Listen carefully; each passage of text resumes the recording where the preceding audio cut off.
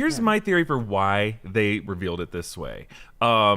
They showed these names because, like, we know the Fantastic Four and the Thunderbolts are going to be in it. Nothing surprising there. But I think what will surprise a lot of people are seeing Winston Duke and Letitia Wright show up and the X-Men lineup show up. There's no way they're going to avoid people seeing, cell phone photos of Alan Cumming walking onto a set 100%. or Ian McKellen walking through an airport. That's just going to be too hard for them to hide. So they're like, you know what? Let's just announce an initial lineup because they're going into production right now. And I think for the next 3 weeks, those are going to be the actors they're working with. And they don't want those actors' photos dominating the news cycle over things like Thunderbolts and trailers for Fantastic Four.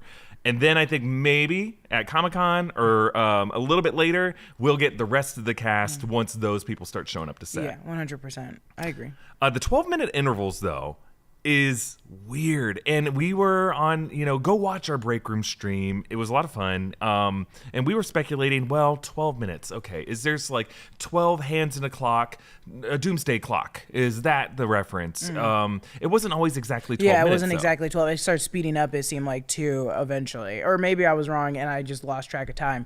But it did feel like it wasn't exactly 12 minutes. They didn't stick to it. And here's why I think it was actually pretty genius of Marvel Studios. And I know I'm often giving credit to Marvel and whatever, but as of late, I've been pretty critical of Marvel's marketing when it comes to being so shy about the concept art leak and things like that. In this case, I think it was really well orchestrated, and I'm defending Marvel against a lot of the haters online who says that this was the worst way to announce something. I actually think it was genius, and here's why. 12-minute increments is exactly the amount of time the different trades and the social media news cycle circulates. So if you announce Alan Cumming and stay on a shot of his name on a set share, that guarantees that we, the public on the internet, have 12 minutes to just lose our minds over this, and Alan Cumming to dominate that cycle. And then it allows The Hollywood Reporter and Variety, Entertainment Weekly, TMZ, Deadline, New Rockstars to just spend 12 minutes on Alan Cumming. And then 12 minutes goes by, and then you pull out the James Marsden chair, and then another 12 minutes. So it allows like the word to spread, and it allows people to get excited, and it allows like Marvel to dominate the news cycle for the entire day, so no other news is going to creep in there on Wednesday, March 26th. Yeah, but they just buried their 2-episode drop of Daredevil Born Again. So that's where I'm like, the marketing is, there's 2 marketing teams. There's Marvel Television and there's Marvel Cinematic. Marvel agree. Television, which is, there's different umbrellas to the Marvel umbrella, and I know damn well that marketing team was mad. I'd be mad. I'd be pissed. I'd be pissed if I was the one setting social to the social coordinator. I'd be like, hey. That I completely agree. I don't know why they did a 2-episode drop of Daredevil on the same day they were doing this. Dude. Like, you would think if they were going to do this, it would have been a bit smarter to do it on Thursday. I think maybe they thought there was going to be some negative blowback from these epiosode of Daredevil. They were great. I don't know what happened. They could have waited until Thursday because I know CinemaCon is next week. This weekend is WonderCon, and I was like, oh, these make sense. It did not have to be that Wednesday. Maybe it was gonna leak or something like that. Yeah, maybe there's some paperwork that James Marsden's team or Ian McKellen's team had to file. Maybe they're just like, there's no way we can hide it. It has to come out this day.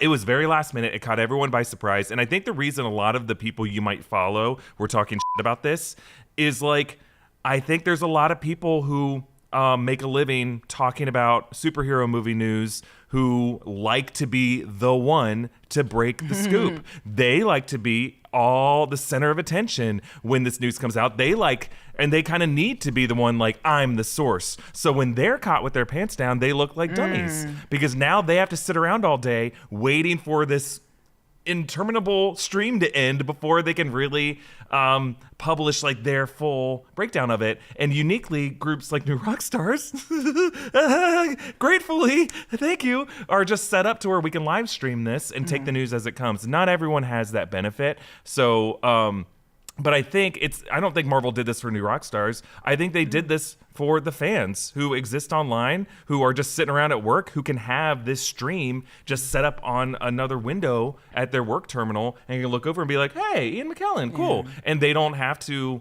they can just kind of like have it on in the background of their day.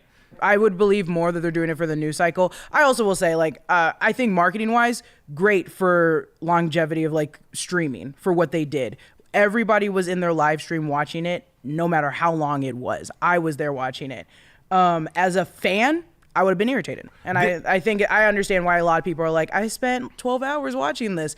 I don't have that time in my day. And I didn't, but I work in this field, so I get to watch it. I think it's only fans who also, I think it's only people who are fans who also work in this industry and are a little jaded by Marvel who have that opinion. And it's okay to be jaded by Marvel, and it's okay to just be a little annoyed with Marvel Studios for dominating the day. Like, who are you, Disney, to dominate the day like this?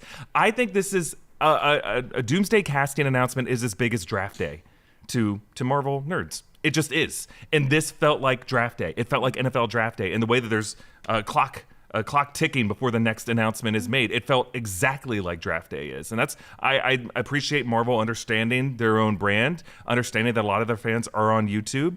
I think they learned some lessons from the Fantastic Four trailer countdown that they did at the Kennedy Space Center in Alabama. Like that live stream, I think they saw some big numbers on it, and they're like, let's try to do this again. I thought the set shares was kind of weird, but whatever. I think it plays in this idea of we're now in production. Robert Downey Jr. staying quiet on set. I think my only gripe is like the names that they showed could have included a few more, to kind of quiet any haters. 100%. I just disagree. But I was like, I think the names are fine. But it also is like they're gonna show more later. I thought the chairs were fine. I thought that was really fun. Other creative wise, I was like, no, this is very fun because it's a movie. Yeah. It's a movie. I think the only kind of thing that they pigeonhole themselves into is they cannot introduce any new characters because no one will know the actors playing. Right.